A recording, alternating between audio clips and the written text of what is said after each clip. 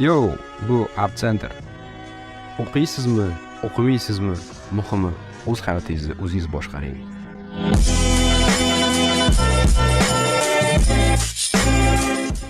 Hammaga salom, o'rtoq abituriyentlar. Bugun biz sizlar bilan yurisprudensiya fakulteti bo'yicha suhbatlashamiz. Bugun biz sizlar bilan ko'rib chiqamiz yurisprudensiya yo'nalishida qanaqangi направлениялар bor и o'qishga kirganda bu направление bo'yicha nimalarga e'tibor berish kerak. Yurisprudensiya fakulteti bu bizda ikkiga bo'linadi. Birinchisi bu гражданское право deyiladi, bu fuqarolik huquqi. Ikkinchisi bu уголовное право, bu jinoiy ishlar. Farqi nimada? Farqi oddiy.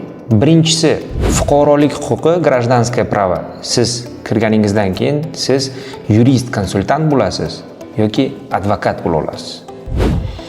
Ikkinchisida jinoiy ishlarda, уголовное правоda siz o'qib chiqqandan keyin siz sudya, prokuror, tergovchi bo'la olasiz. Shunga biz hamma vaqt maslahat beramiz. Yurisprudensiya yo'nalishini tanlaganingizda siz aniq o'sha bilishingiz kerak. Siz kim bo'lmoqchi? Prokuror bo'lmoqchimi, sudya bo'lmoqchimi yoki prosta advokat bo'lmoqchimisiz? Bo'l. Shunga qarab o'sha yo'nalishlarni tanlab borib o'qish kerak. Yurisprudensiya bo'yicha bitta fakt. Rossiyada yurisprudensiyada ta'lim olayotgan studentlar 3-kursdan boshlab arbitrajniy sudda praktika o'tadilar. Yozgi praktikalari hammasi ularda arbitrajniy sudlarda bo'ladi.